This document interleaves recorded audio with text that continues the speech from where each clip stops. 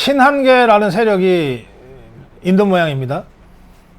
뭐 저는 뭐 그것도 세력이냐 싶은데, 어쨌든 한동훈이하고 한동훈이 주변에 있는 몇몇 이 정치인들이 이른바 친한계라고 하는 뭐 세력을 형성해서 지금 국민의힘의 당권을 뻘끈 움켜잡고 있는 모양입니다. 그거 뭐 몇몇도 안 돼요. 언론에 자꾸 이름 내면서 뭐 한동훈의 뜻인 것처럼 하고 있는 자들, 진짜 한동훈의 생각인지 한동훈이를 빙자해서 호가호위하는지는 모르겠는데, 한동훈이가 지명직 최고위원으로 임명한 김종영이 같은 자, 또 한동훈이가 러닝메이트다 이러면서 함께 손잡고 다니면서 최고위원 붙이려고 그렇게 애썼다가 떨어진 박정훈이 같은 자, 뭐 이 몇몇이 지금 친한계다 그러면서 지금 언론 플레이를 계속합니다. 이 박정훈이 이자 기독교 방송 라디오 인터뷰에서 이렇게 주장했습니다. 법리적으로는 이제 김건희 여사의 그 디올 파우치백이 검찰에서 혐의 없음으로 이제 수사 결론을 내렸다. 이게 이제 오늘 주요 뉴스로 보도됐잖아요.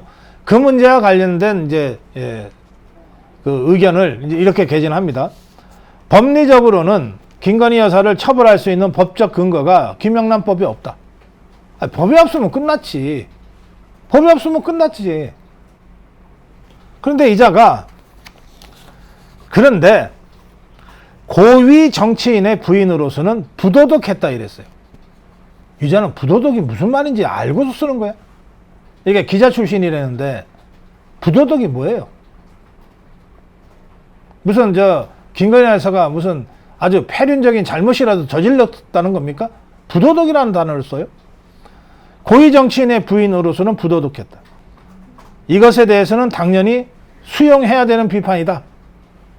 그러면서 본인이 사과하고 털고 가야 된다. 명품백 받은 것도 사실이고 대통령도 사과했다. 그러니까 도의적으로 책임질 일이 있다는 것에 대해서 인정한 것 아니냐. 그러니 검찰은 더 이상 죄를 묻기 어렵다고 판단해서 사건 종결을 하더라도 김건희 여사 본인이 사과하고 털고 가야 된다. 이렇게 주장을 했습니다.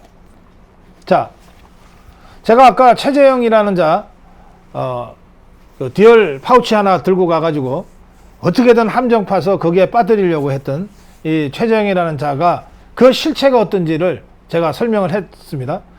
이 자가 그러니까는 용공분자인 이 최재형이가 꼭 교묘하게 위장해서 뭐 김건희 여사의 선친과 뭐 어떻게 가깝다는 등 뭐 이런 식으로 해서 교묘하게 위장해서 접근해가지고 가스라이팅 하듯이 수없이 많이 요청하고 해가지고 간신히 시간을 얻어가지고 몰래카메라 도둑 가지고 들어가서 도둑 촬영을 했는데, 그러면 이 상황 전체를 놓고 보면 김건희 여사는 저 종북주사파 용공분자들의 표적 아니에요. 그리고 함정에 절반쯤 빠졌다가 구사일생으로 함정에서 탈출해 나온 피해자 아닙니까? 그러면 이게 제정신이 있는 자라면, 최소한의 상식이라도 있는 자라면 김건희 여사가 피해자라고 하는 점을 먼저 분명하게 해야죠. 그리고 김건희 여사를 함정에 빠뜨리고 그걸 빌미로 해서 윤석열 대통령을 공격하려고 했던 저 용공분자들, 종북주사파들에 대한 강력한 응징을 해야죠. 그런데 이자는 최재형에 대해서 한마디 안 해. 저 종북주사파에 대해서도 한마디 안 해요. 그냥 김건희 여사가 받은 건 사실 아니냐, 부도덕하다, 사과하라 이거예요. 지난 거의 1년 가까이 김건희 여사에 대해서 종북주사파들이 간단없이 공격을 해왔어요. 근데 그거는 김건희 여사도 아유 뭐 좌파들이 대통령 공격하기 위해서 나를 공격하는가 보다 하고 그냥 당당하게 버틸 수가 있었을 거예요. 근데 갑자기 한동훈이, 김경률이 뭐 이런 따위들이 나서서 내부에서 총질하듯이 이걸 이렇게 공격을 했기 때문에 김건희 여사가 점점 어려워졌던 거예요. 그 어려운 상황을 어쨌든 이창수가 총대 메고 직접 대면 수사까지 해가면서 수사해 보니까 이게 혐의가 없다. 혐의 없는데 종결 처리해야지. 그러면 어떡할 거냐. 해서 종결 처리하겠다고 지금 결론을 내려서 이제 이 사건이 마감되고 있는 중이에요. 마감되고 있는 중에 이자가 다시 끄집어낸 거야. 다시 끄집어내서 사과하라는 거야. 부도덕하다 사과하라. 그러면 이자 때문에 검찰의 종결선언으로 끝날 사건이 이제 김건희 여사 사과 사건으로 다시 번지고 있는 거예요. 나 이거 박정훈이 이자 개인 플레이라고 생각 안 합니다.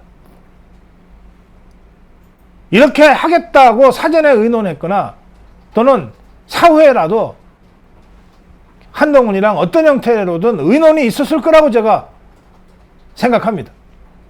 제 생각에 잘못된 거라면 정말 좋겠는데 저는 여기에 이 박정훈이라는 자가 감히 한동훈과의 사전 또는 사후적인 논의 없이 이런 식으로 대통령 영부인을 부도덕하다 그러면서 사과를 요구하고 나설 수가 없다고 생각해요. 따라서 이를테면 김경률이가 김건희 여사를 마리 앙뚜아네트라고 공격했을 때도 김경률 따위에 대해서 우리가 사과를 요구하거나 그러지 않았어요. 한동훈이가 정리하라 그랬어요.